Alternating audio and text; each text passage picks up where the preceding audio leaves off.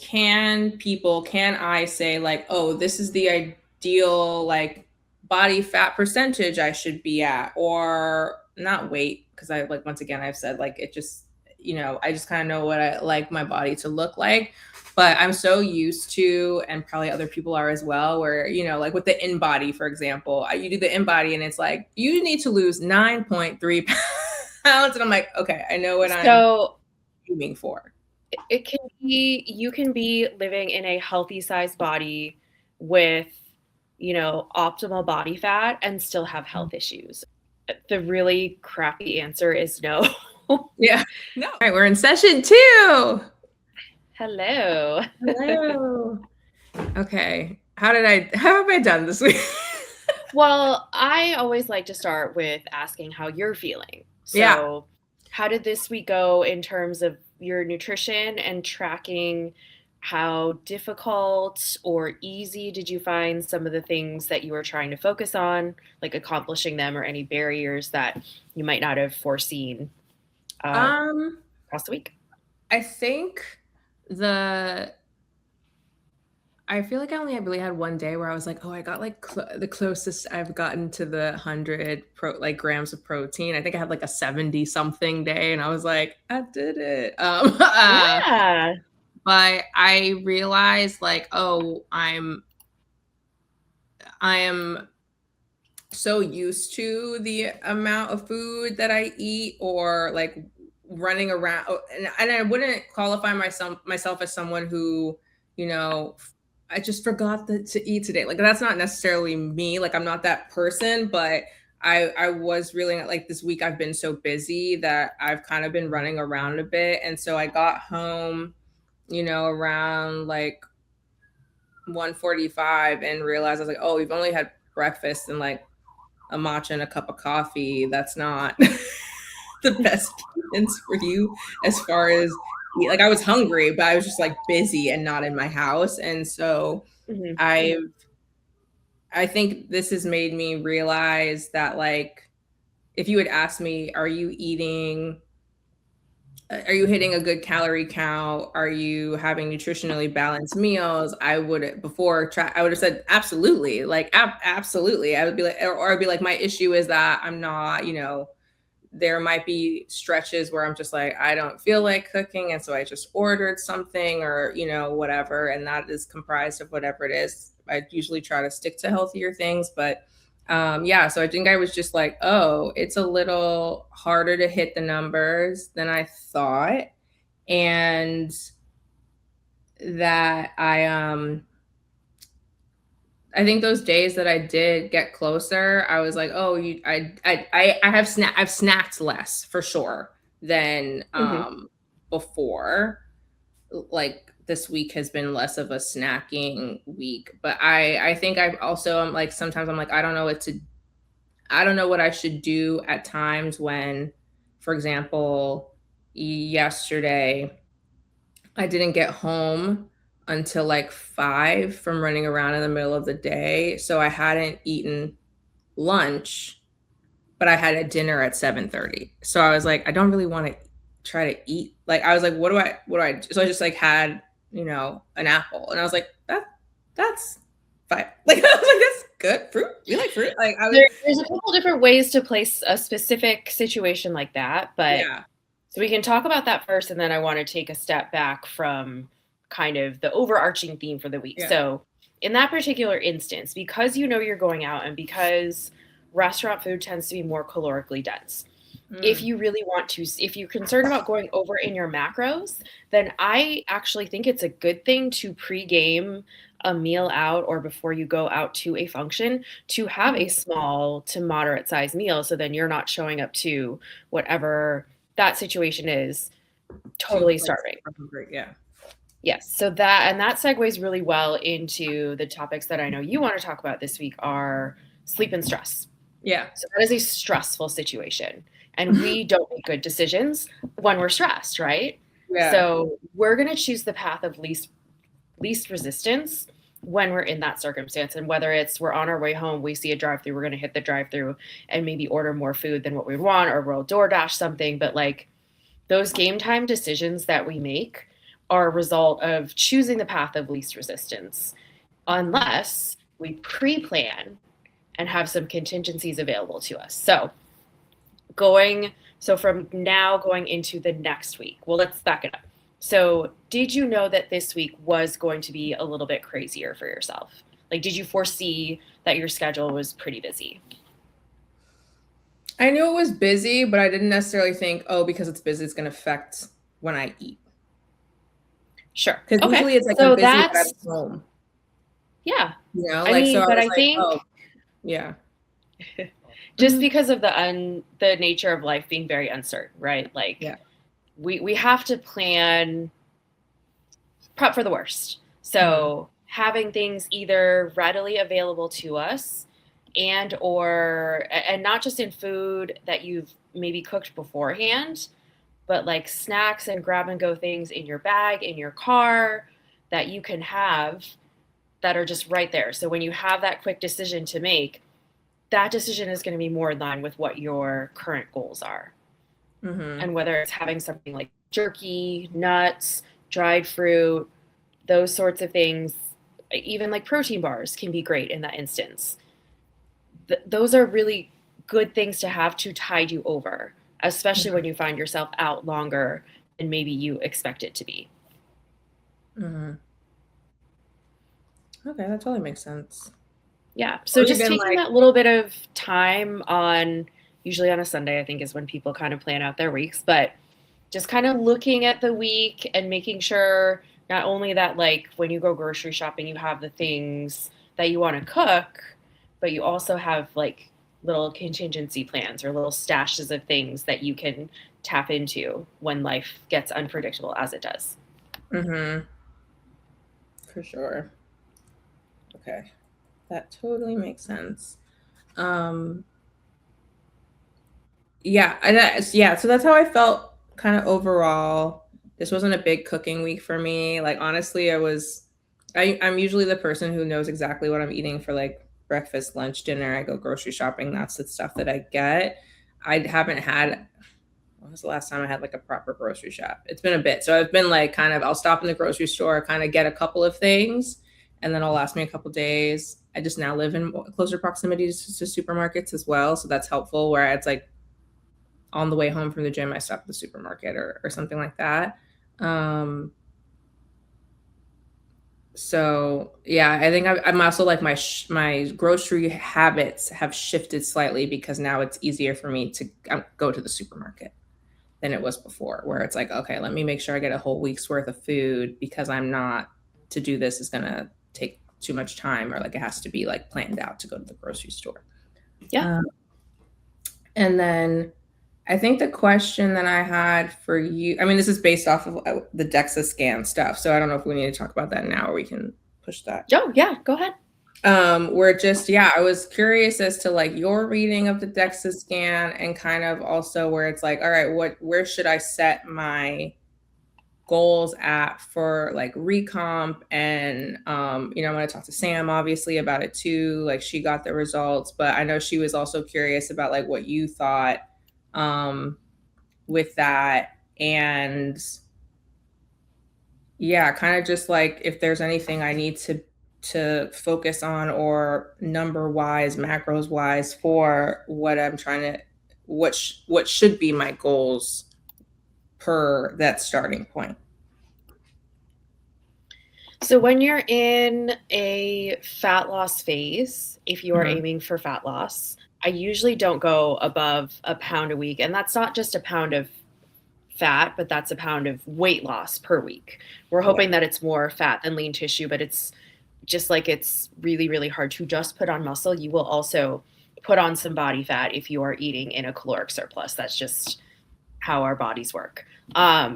I mean, you're within healthy ranges for your body fat. Um, Lean mass looks like, I mean, it says it's on the high side, so I'm gonna go with that. Okay. Um, and I would say your resting metabolic rate is pretty similar to what we calculated in terms of based on your activity level, what your current maintenance calories are at. So your body at rest without doing anything at all just to keep you alive requires 1600 calories. So that's why you're set slightly above that based on your activity level for your maintenance calories. Oh, okay. So like literally me lying down burns 1,600 calories. Yeah, literally you doing nothing That's just to nice. keep your body functioning. And a big contributor to having a higher resting metabolic rate is more lean muscle mass. So that's why we want to carry more lean muscle Hmm. than body fat. Right. Or if you're someone who's under muscled, why we recommend, especially if you are someone who it maybe isn't eating enough, that putting on some more muscle mass will allow you to then not only eat more but burn more. So it kind of balances out. Okay. Interesting. So then when I was per what I was eating before, I wasn't even meeting what I needed for my resting metabolic rate. Right. And your body is very adaptable, so it will Yeah. adjust to that lower amount of calories. But then that's when we get into things like our metabolism slowing Right. and those sorts of things. Okay. Totally understood. Okay. Okay. Yeah. So I kind of um I attach my that in body, which I also realized looking at the in body versus looking at the DEXA scan, I was like, you two are not in sync. Like per per the Unfortunately, the in body is pretty like, I mean, it gives you, if you only do the in body, then it's fine.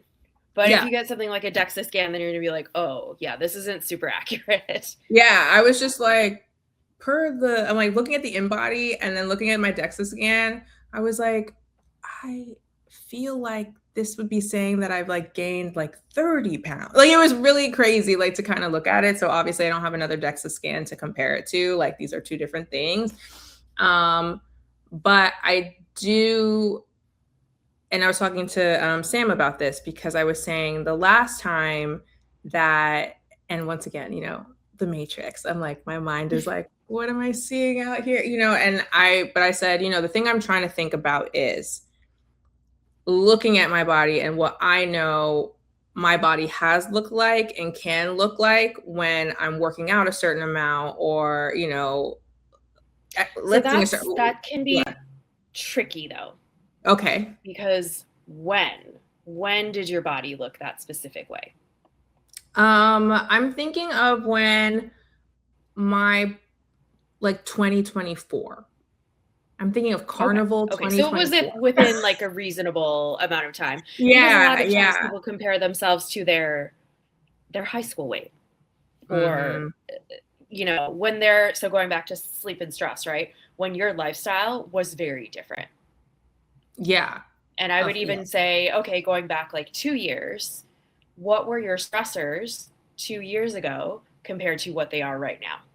What is your Mhm. lifestyle like now versus 2 years ago?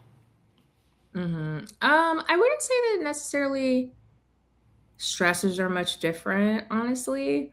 Um, but I will say that the same body that I feel I had then is also the same to me as what I look like in the like last fall. Different weights though. I would say I had more muscle on my body, which I liked having more muscle on my In body. 2024.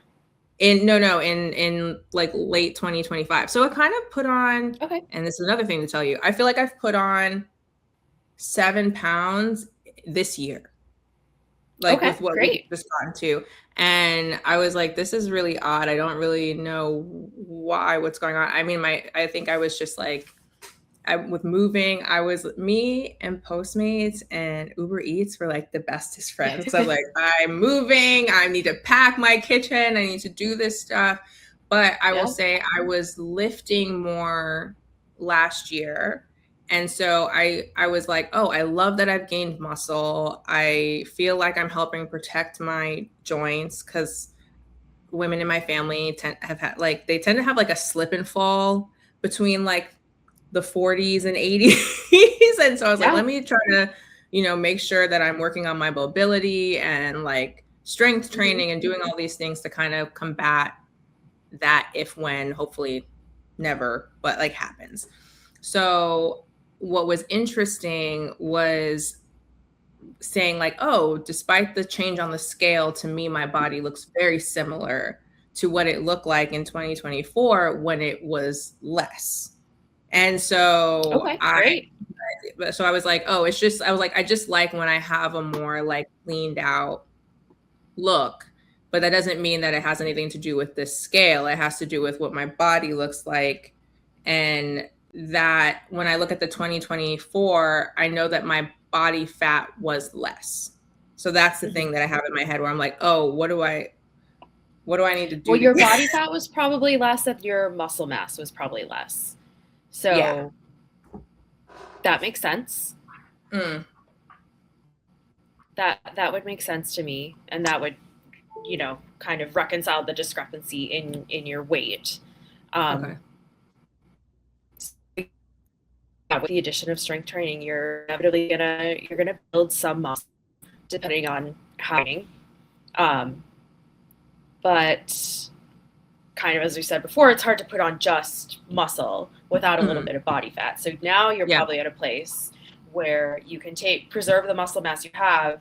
And so like that's the difference between like fat loss and recomp, right? So fat loss is just aiming to maintain your muscle mass and just lose body fat.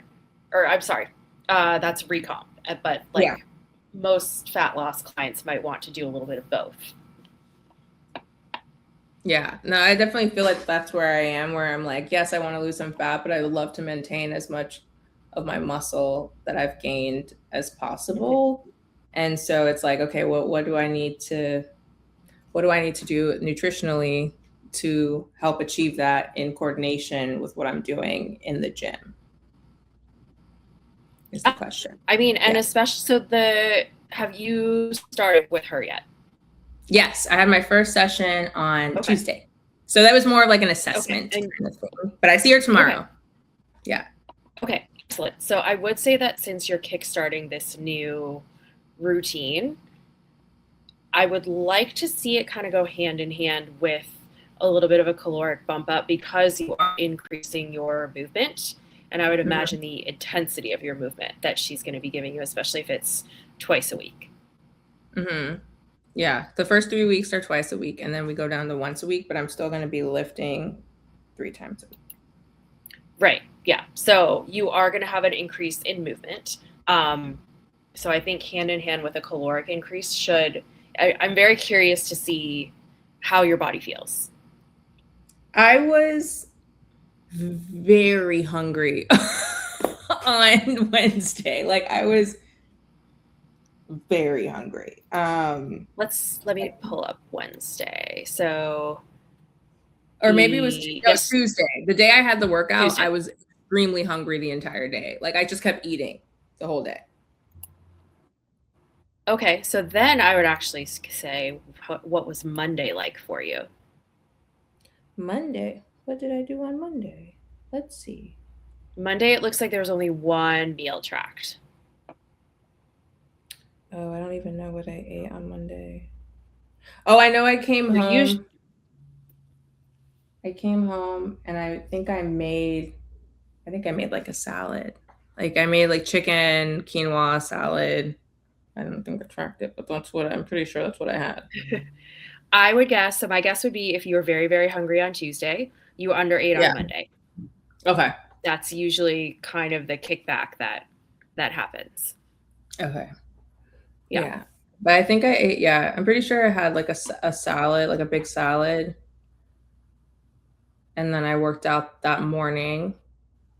And then I just was like really surprised by how hungry I was. But that happens to like there are days where I have like cycling class at night and the next day I'm like, I could eat a horse. So on the days that you do cycling class at night, do you refuel it all before you go to bed? Yeah, I eat dinner. Like I come home and I eat dinner. Yeah. Okay, perfect. I mean, and that's usually with aerobic exercise. It does kind of jumpstart your appetite, so to speak. But I would say, so it looks like your calories are still a little bit low. I know you know that. But in terms of upping your protein, what do you think for you are going to be some of the easiest ways to increase your protein intake. And then if you can't come up with some ideas, then I can kind of help you troubleshoot. I think you're gonna have to help me troubleshoot because I did the switch to the Greek yogurt, and then Okay. I now added like a sausage link each morning too with that. And then yeah, lunch. It's also been a weird. It's been a strange week. So like this week, I've been running around in a way that like is abnormal for me. So I haven't had like a set thing that's been my lunch, but I've been trying to be like, okay, some kind of protein of some sort. I don't know if it. I mean, obviously, I'm landing under, but like, and then same at dinner. So I almost feel like as far as me like intaking things that I'm eating, I feel a little close to tapped out. Like I don't. Okay. So what the meals that you're eating right now, do you feel full? Yeah. Not Okay. like, well, I guess I don't feel hungry anymore. I don't know if full is the right word. Like I went out to Okay. dinner with, did a dinner out on Tuesday that I was like stuffed. Everything was Okay. so good So that I let's look could at eat. Tuesday. But most days I'm just like, oh, I'm not hungry anymore. Is how I feel, but not full. So, okay. So dinner, it doesn't look like you tracked it on Tuesday then. No, I didn't. I like, So I there was wasn't, like your yeah. looks like at home and then like kava for lunch and then dinner.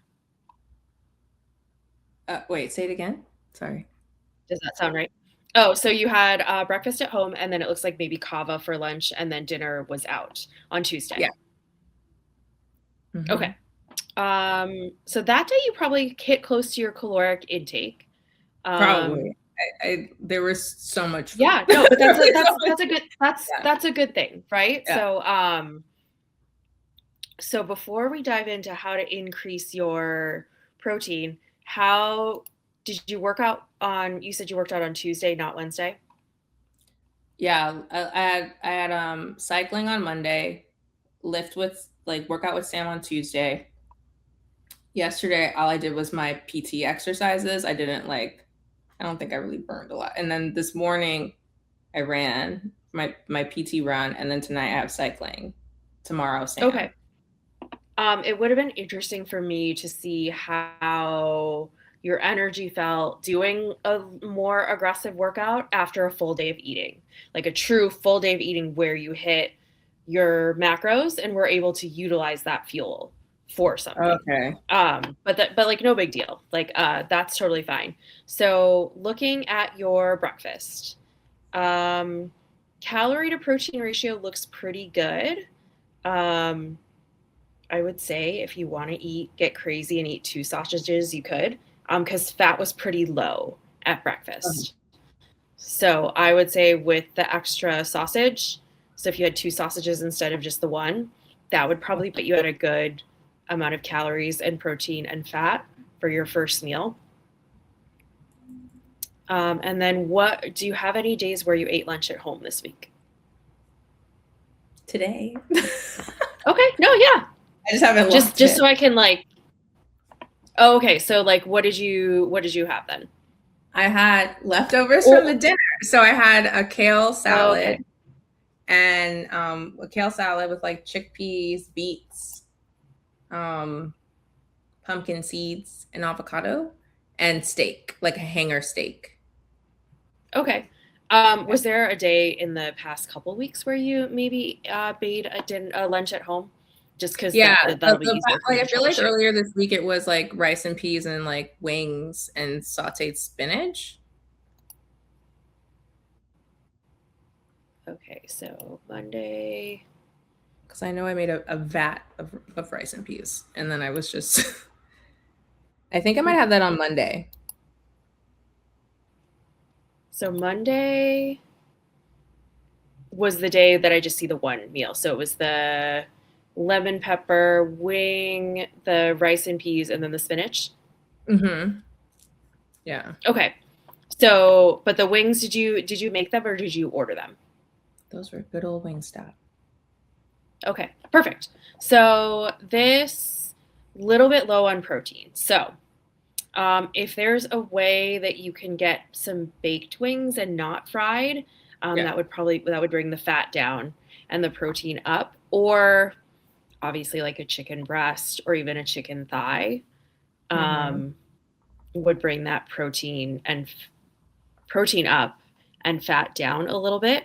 Just Mm-hmm. because ideally you're kind of looking for about like 10% of calories from protein.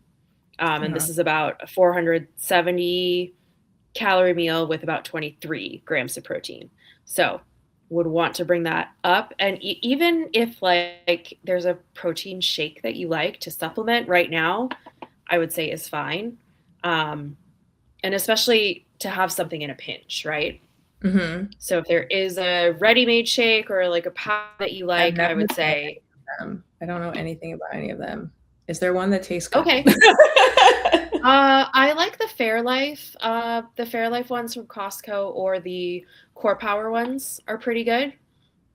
Okay, Fairlife Core Power. And the caveat with those is just to remember that they are a supplement.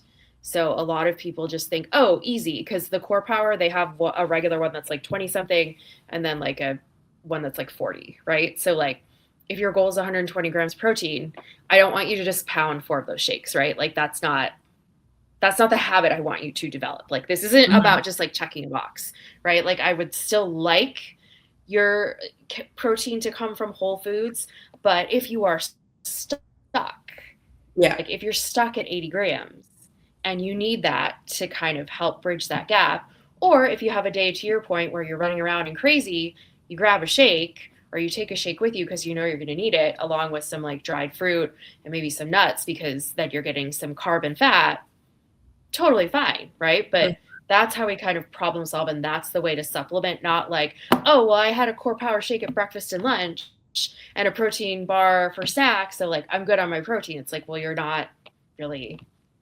developing strategies to help Mm. support you. You're just choosing the path of least resistance, right?